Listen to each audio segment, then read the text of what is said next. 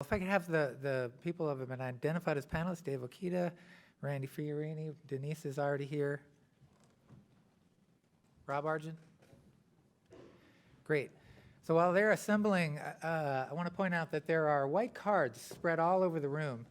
And I want to encourage people to, if you have a question for the panel related to decision support, related to integrated environmental models, especially since we've assembled really a couple of important decision makers here, a couple of people who have thought a lot about how to support decision makers. If you have questions, jot them down on those white cards, and then when you've got your question ready, hold it up in the air, and there's 3 or 4 people in the room who will spot you, and they will grab that card and they'll bring it up to me. And if I like your question, it might be read on the air. So I really encourage you to do that. I've got like 4 questions. I'm going to need more, so make them come up here. All right. So while that's happening, I just want to introduce the panel. We have David Okita, who was a longtime manager of the Solano County Water District and is now appointed by the governor to head up the Eco Restore program under the Resources Agency. We have Denise Lach, who's the director of the School of Public Policy, who just spoke. We have Randy Fiorini, who spoke earlier and described the X Prize for us that we're all excited about retiring first and then going for. That's me. And then and we have Rob Argent, who you also heard from today. Rob is from the Australian Bureau of Meteorology and the director of the Australian Water Resources Information System.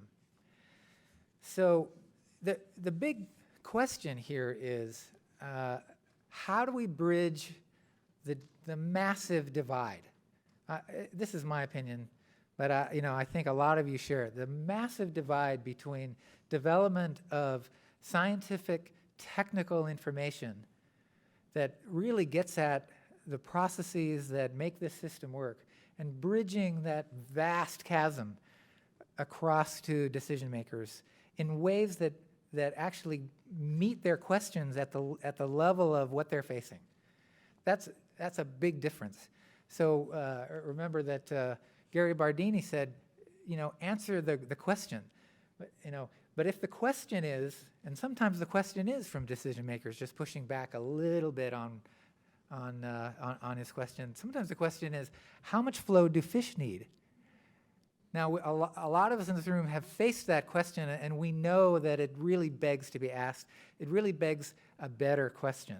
And so that's part of what we're doing as scientists, is helping decision makers not only receiving the questions that they are asking because they are valid, and we've got to treat them at the level that they are.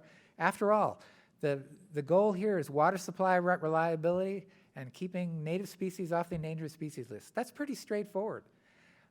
Scientists will often say, well, they never tell us what they want out there. They never tell us what problem they want us to solve.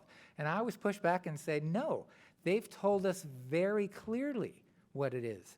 It's water supply reliability, it's keep native species off the endangered species list, and don't piss off people in the Delta. To me, that's really what it is, and it's quite straightforward. So we should take up that mantle and do it. But in order to get there, we've got to understand the system at a deep level, and we've got to translate. The question is, how do we do that? So that's what we're talking about today. Please write down your questions. Steve's got one already. And it's a really good one. Okay, I'll start with just a few. Yeah, Rob. Could I just start with a small opening statement or comment? Denise, I appreciate your presentation. I'm not intending to be offensive or anything, but which already offends. What I'm interested in is, Denise, a lot of the things you were saying to me sound the same as the sort of adaptive management theories of the 70s, the Walters and Holling kinds of things. I'm I guess, a believer. It sounds like you're a believer. I think there's quite a lot of people in the room who are familiar with that. So if we are still recognising after 40 years the sorts of things we have to do how we have to do them, you know, how we should have people involved and how we should do collaborative modelling and all that.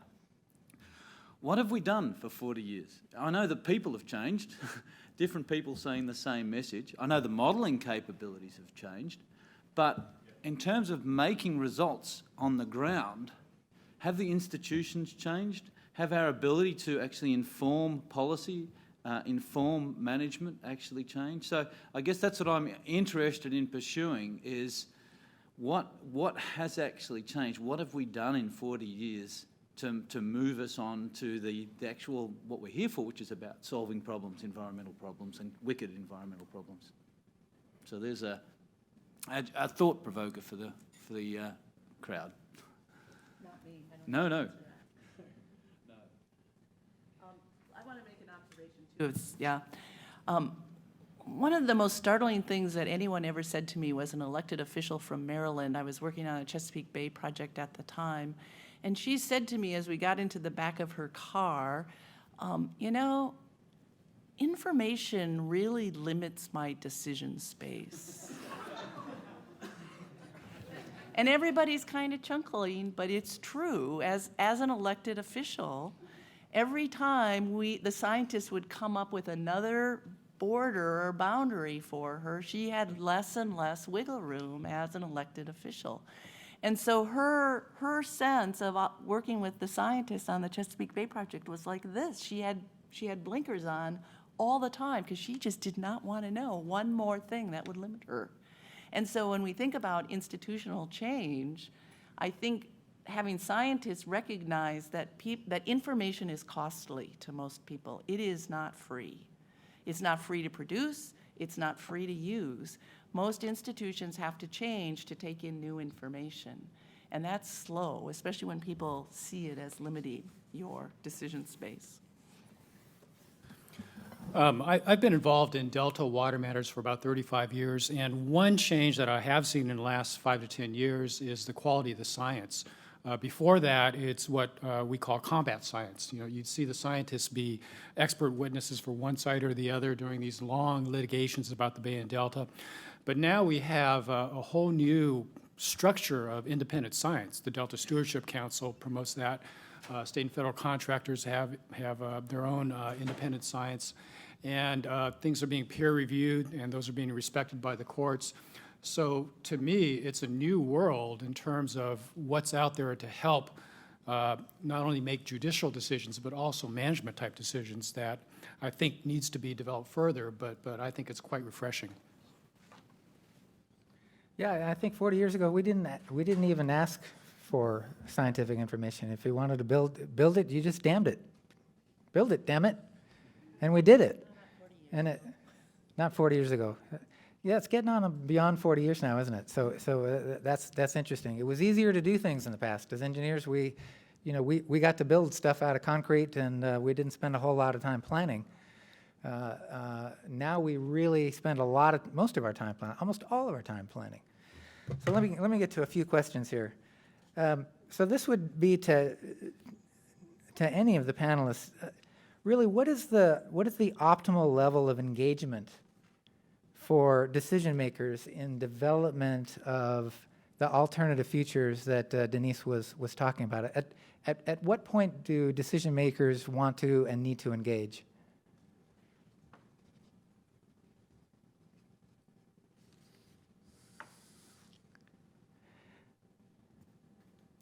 At the beginning. At the beginning.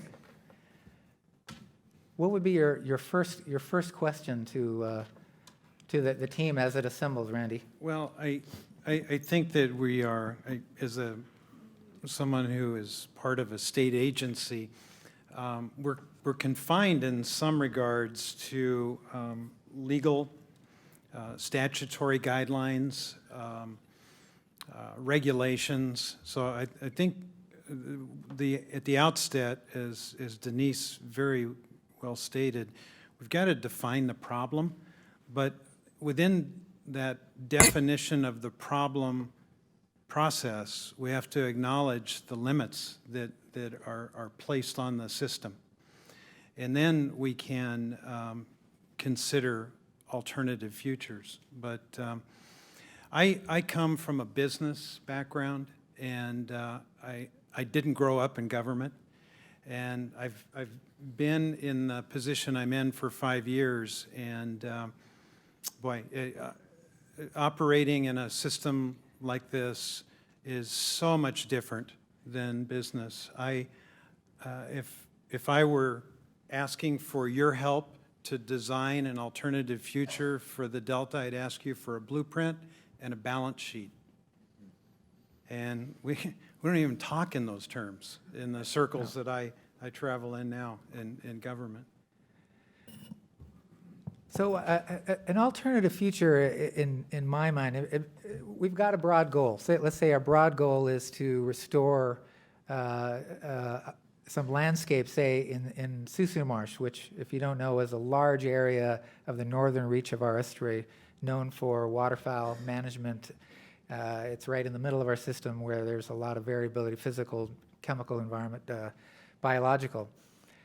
When we imagine doing that, what we're asked to do is reconnect a large part of the landscape to the water, which is now disconnected by levees. So right off the bat, we know there's a lot of ways to do that. I can put a levee breach over there, or I can put one over there. And when I do it over there versus over there, there's going to be a very big difference in the cascade of responses to those two alternative futures. It's just one of many things that is going to happen. The landowner next to that property over there is concerned that because there's a wetland going into his or her property, it's going to create mosquitoes. I don't want mosquitoes next to my property. It's going to make it so that the waterfowl that used to land on his property now go over to the restoration project because it's now a refuge. Two trade-offs. We can make a long list of the trade-offs that would result from any alternative future for Susu Marsh. They would be kind of like the same list, but we would weight them, and their effects would be different in each one of those.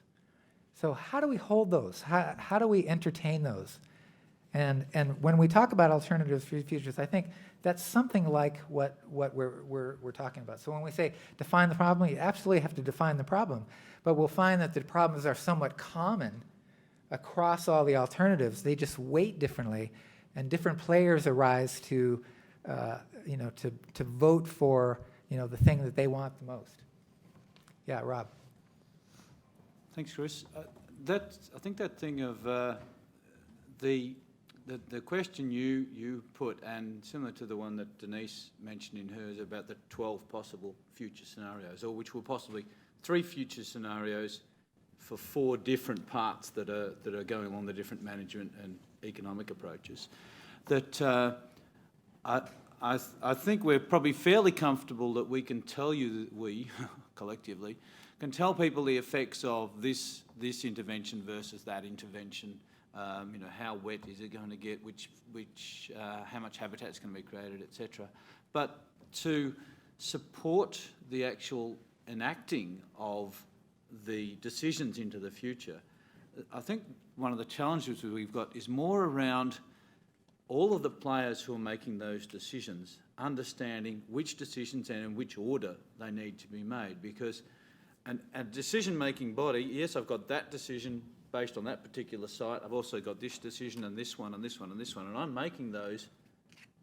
And there are other bodies alongside me that have to make kind of coordinated decisions with me to try to get to that future endpoint that you're getting to. And to me, that's where probably one of the key gaps is in that orchestration of the full breadth of decision making across the different people involved into the future, following a path that we're trying to follow. So. Any comments on that? Yeah, Denise. I have a couple of comments. One of the things that we found with the projects that we're working on, the smaller scale projects, we're able to bring the decision makers together and have them start to work as a network of decision makers to sort of resolve that problem. When we go up to a larger scale, like the Willamette Valley, which is most of the populated part of Oregon that ranges from Portland in the north to Eugene in the south, we haven't been able to do that because the distances or the demands are so great. So I think that's a big question. But one of the also things that we found here is when we are modeling these alternative futures and people can start to think about what the impacts really might be, what the magnitude of them, sometimes they're bigger than they could possibly imagine, and sometimes we can't even find them, that it was some story that they were telling in their head that my livelihood was going to disappear, or that there's some kind of time lag in the kind of changes on the landscape or in the water or the population, that I think just being able to lay that out and look at it makes for very different conversations at the local, county, maybe slightly higher than that level. And I think that those are the kind of conversations that are probably going to work and make a difference. It's when you get larger scale, and I'm not even sure that this Bay Delta area might not be too big, that there's too many moving parts and too many moving people. I don't think you can break it down, but I wonder if it is a scale problem on the people side at this point. Yeah, I can comment on the planning in the Bay Delta from a local government perspective, which I came from for 35 years.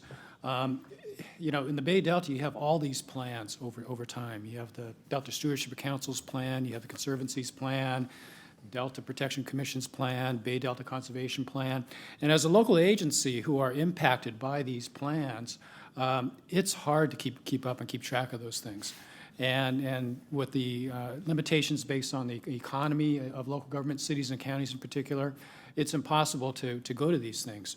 So one of the things that have to occur in these processes is a concerted effort to involve local government in the process in a way that's manageable to them. You may need to fund a staff person from a county to come and participate in your process if you really want it to turn out correctly. And you have to tell the other plans that are going on at the same time that, hey, maybe we ought to figure out a way to coordinate this so that the important people could play in the game. So that I found that to be a constraint at least in the Bay Delta realm. And I would say from the Stewardship Council's point of view, we spent 3 years developing a Delta plan that considered all of the various activities that were underway or recommendations for activities that should be put into place to deal with the Delta at the landscape level. But the implementation of the Delta plan is more taking more of a regional approach.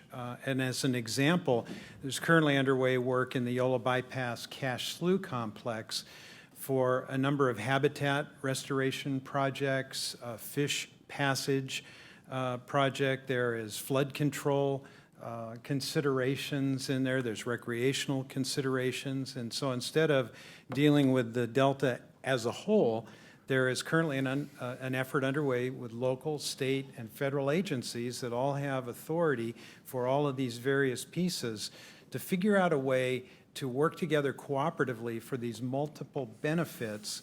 And if it goes well, and it should, it will serve as a model that can be replicated in other parts of the Delta, maybe for different types of projects. But trying to forge this level of cooperation and trust, trust is really hard to come by when you're talking about state, local, and federal folks working together. But that's where the progress is going to be made, and I'm optimistic that at least on this particular project and the kinds of work that David is going to be responsible for in support of furthering the governor's next step, Eco-Restore, in various parts of the Delta. We're on a good trajectory as far as building better cooperation. I gotta keep those questions coming in. I've got one so far. Don't be shy. I know you guys burning questions. Bring them on up. Hold them up if you got them. Somebody will come and get them. Dr. Culberson asks, What is it about atmospheric science and weather forecasting that seems so successful vis-a-vis integrated modeling? What recommendations from the National Weather Service or the Australian counterpart could be made for delta integrated modeling in the ecosystem? That's obviously for Rob. Thanks, Chris. Yeah, that could be targeted to me or our colleague from NWS as well. In the flood forecasting story, I guess what probably having the eye on the prize is the first thing, and also 100 years of forecasting. So I guess there's two things there. So something like weather and climate forecasting. There's the eye on the prize. We know what it is we're trying to do. We're trying to tell people how hot or how wet is it going to be tomorrow. We started with aiming at tomorrow. We now tell people 7 to 10 days ahead. We tell people 3 months ahead. But the initial concept was getting the next, even the current day. But we started on that many years ago, and we've continued to build up on that. It's not as though we've gone in different directions. It's still been a steady progression. I guess the other thing is that there's been it's interesting, our organisation published its 100-year history just recently, and the title of that was 100 Years of Science and Service. And the integration of science and the actual service delivery, I think, has been one of the other key success stories, in that we have come back from the challenges at the delivery end for products and services of trying to improve a forecast, and have a clear pathway back into the fundamental physics of the various drivers of climate, back into our observing system. I mean, as an example, at the west coast of Australia, with the circulation, the weather coming in from the west, up until we started to get either remote sensing information or possibly some ocean information, we didn't know what weather we were getting until it hit the coast. And then the rest of the country got 3 days warning as it came across. So the poor old Western Australians used to take the brunt because we couldn't tell them anything. So the improvement in global observations as well, coupled with the driver from the fundamental physics, has then played back through to the delivery of service. So I guess the short response is that the three components are understanding where we're trying to go, what problem we're trying to solve, and what's needed at the user delivery, understanding what science is needed and how that fits together, and then having the process for linking back and looping between those two. So whether that's an adaptive management cycle or a science and services feedback cycle or something, it still needs to be there. And the other thing is, I guess in a agile software development sense, deliver value early, or don't wait until you're at the end point before you're delivering something useful to decision makers. Always be trying to inform tomorrow's decision, not next year's. We can inform it better next year, but try to get the science into action as soon as possible as well. So that's my viewpoint, but hopefully there's a few other people that can offer further or alternatives. Great.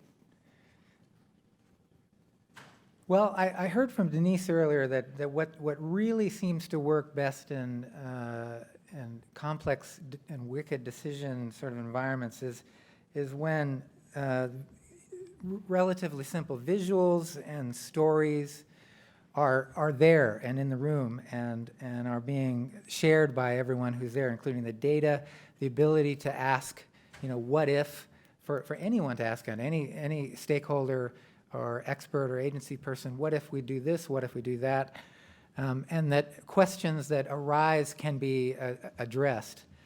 And that's what's kind of got to be held in the room where decisions are being made. What does that room look like? How do we organize ourselves? Who needs to be there, and how frequently do we need to meet?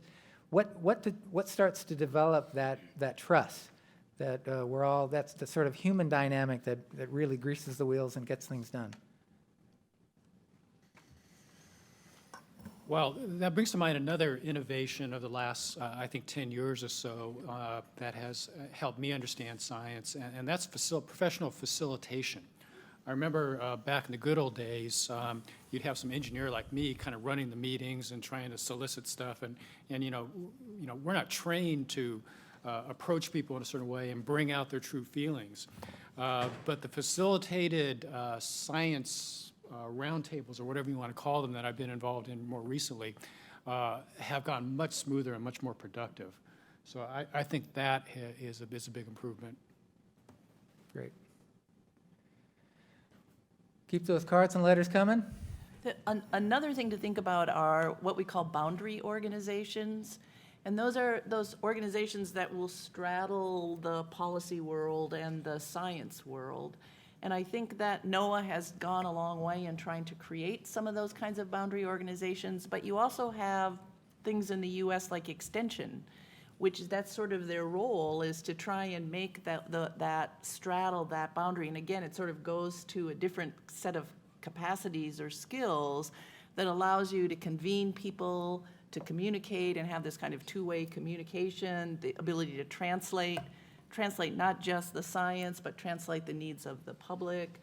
And then also the mediation, which we don't talk about very much in science, but a lot of what we're talking about is conflict and conflict resolution, negotiation, and even when you're making relatively what seem like small choices that are public, you need some help sometimes to help you through that kind of, I'm going to call it mediation, not negotiation, but how do you trade off? How do you talk about trade-offs? And sometimes having professionals in these boundary organizations really have that, bring that capacity. And I think that probably the Stewardship Council might be even in that role a little bit as a boundary organization. Chris, I can't do this in 30 seconds, but the Delta Stewardship Council was directed by the legislature to create a Delta Plan Interagency Implementation Committee. And as we put it together, we began meeting a year ago. It consists of 3 cabinet secretaries and 14 agency leaders, state and federal, come together to discuss how to implement the recommendations in the Delta Plan.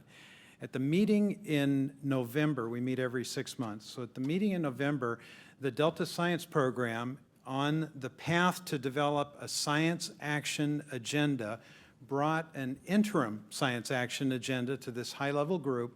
It was really a menu of 320 high-priority science actions that had been that were accumulated, the results of interviewing some 22 different agencies. This list was brought to these high-level policy agency leaders and said, well, that's a great start. We've never seen this before, but it's not detailed enough. So we, through a facilitated process, 14 agencies identified their high-level science policy individual that met twice, and they distilled that list of 320 down to 10. And in the process, this work group of 14 agency high-level science policy folks made the comment, we've never met with our colleagues like this at this level, state and federal. We need to keep doing this. Not only was the implementation committee pleased with the results that they delivered of the 10 high-impact, high-priority science actions, they also endorsed the continuation of this work group meeting. So it's one little step for Delta Plan implementation, but I think it's a giant leap towards interagency communication and cooperation. I just hold that up as a recent good example. Great. So along those lines, the question comes in and says, what is the best way to get different state agencies to work together in a timely way to pursue a long-term applied technical program? That's kind of my job, which the governor announced 3 weeks ago. And I'm not sure how we're going to do that, but to start with, we are holding BiWeekly meetings in the governor's office with different project managers, the Delta Stewardship Council, the Delta Conservancy, and we are going to go back and forth in terms of them telling me what issues they need help on in terms of regulatory, landowners, funding, or whatever, and in turn, me and my helpers telling them, okay, last time you asked about this, and here's the status of what we're doing. We're going to eventually bring in some of the regulatory agencies who are part of the problem of why these things don't get done, so that they're in the room too. And I'm not sure how this is going to work out, but at least we have the players in the room and a commitment from everybody from the top, from the governor to the panel that you mentioned, to the people who are the project managers for these restoration projects, to work cooperatively to see if we can get these things done faster and efficiently, and take into consideration the science and the local concerns and things like that. So this is going to be an experiment in the next couple of years. We'll see if we're successful, if we can speed things up. And we're certainly going to be open to looking for tools that can help us do a better job, not only immediately, but in the longer term. Yeah, Rob. Thanks, Dave. That's really interesting to me. I think, and I suspect it's a experience shared by some people in the room, that there's been a lot of these types of cases of, trying to tackle a wicked problem, getting together, forming the model or the story or the picture, agreeing on the steps that we should take, starting to take those steps, and then hitting a barrier, an insurmountable barrier. There hasn't been in these things, and I don't know if this is certainly not the entire solution, a kind of a high-level charge that's going ahead of the process, knocking down those barriers. Now, if you've got kind of governor-level weight behind this that can kind of go ahead and say, okay, these are some of the barriers. If we get these out of the way or help people to jump over them, then that's the way to move it forward. So I'd be interested in others' experience and those around the room. Does that kind of, does that connect with people, that thing if we're trying to get ahead, but we've got no support to get around or over or something, this kind of barrier. So we found it, and then we got a little bit further, and we found it again. So yeah, I'd be interested to look at people's experience in that, in approaching it that way. I'd like to give a chance. Campbell Ingram is in the room, and he's working exactly along these lines. And I wonder if Campbell, you could jump up to the microphone and comment on Rob Argent's question. I know you can do it. I've seen you do it before. You've done it just today, I'm I hope sure. I can remember the question. Can you reiterate it just quickly? I was just talking about the utility of having a high-level group running ahead or in parallel to try to knock over some of the barriers that you might have. And those barriers particularly may be legislative challenges or failures of the instrument of government or something like that. Yeah. Well, we're certainly very encouraged to have David Okita in his new role. And I think, as he's described, that's precisely the role that he's playing. And I think we've lacked that as we've tried to move through and run into these barriers in the past. So I think it's a great opportunity. And I think if we can marry that with this sort of standard practice of us coming together with the right tools and the ability to visualize data and information and the right series of experts to really in real time vet all these alternative futures, I think that combination probably really gets us a lot further down the road. And I think, a question that came up earlier, just to, kind of along the same line is, one of the biggest challenges to some of the ideas that we've put out there is the availability of the experts that we really need to engage in those type processes. But I think if you look long term, if you think about a project in the Delta and how long it's taken us to get to project construction, if we're spending the time up front in these type of forums together, I think it's a huge efficiency over time. So I'm very optimistic. I think we have some of the right puzzle pieces come together to make real progress. Great. One more comment. I wonder if we keep thinking that we're going to solve something, that we're going to fix something. And if we truly believe that we live in a complex world and these are complex systems, we're never going to get to a solution. It will not be solved because it's just going to keep moving. And maybe what we need to start thinking about is how do you capture the energy? And I was thinking about something that Rob asked earlier, is in 40 years, how come we haven't moved any further?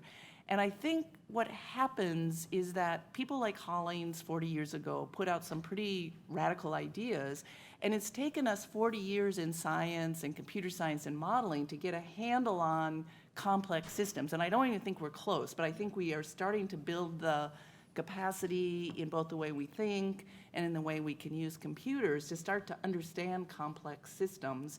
And so what I think is that we see progress that goes like this, and then we hit something that looks like, oh, we can't fix it. And mostly we can't, because we've reached the end of scientific knowledge or modeling capacity or thinking, and then we have to go through this little period of time where we start to build up the capacity again. And it does feel, from a policy person's perspective, I think, is that we do hit these barriers. But I wonder if we just keep thinking, if we're looking for a single solution or the right answer, that's not even the question we should be asking ourselves right now, but is how do we build capacity for decision makers to navigate all of the choices that need to be made all the time? So we're right at the end of our time, and I just got to say that was the perfect ending, and it's in a way I wish we're leading into another round of this, because my colleague John Biro, who's in the room, likes to use the analogy that what we're really doing here is we're steering a supertanker with an outboard motor, and it can be done, but what it requires is that we have to be constantly steering, and we have to be constantly anticipating which way that thing is going to go. But before it gets entirely out of kilter, we have to look into the future and imagine how things could play out, and then steer. That's the decision. We're steering, and then but we have to create organizational arrangements that allow us to keep steering. It's not something we do just once. There's not just one solution. We got to keep going with this. That's why we need both the science that can look deeply into these tools and keep our eye on that ball, while in parallel bringing the best available science that's available today to decisions that have to be made today. We have to do both those things. I get the last word. Yay. Okay.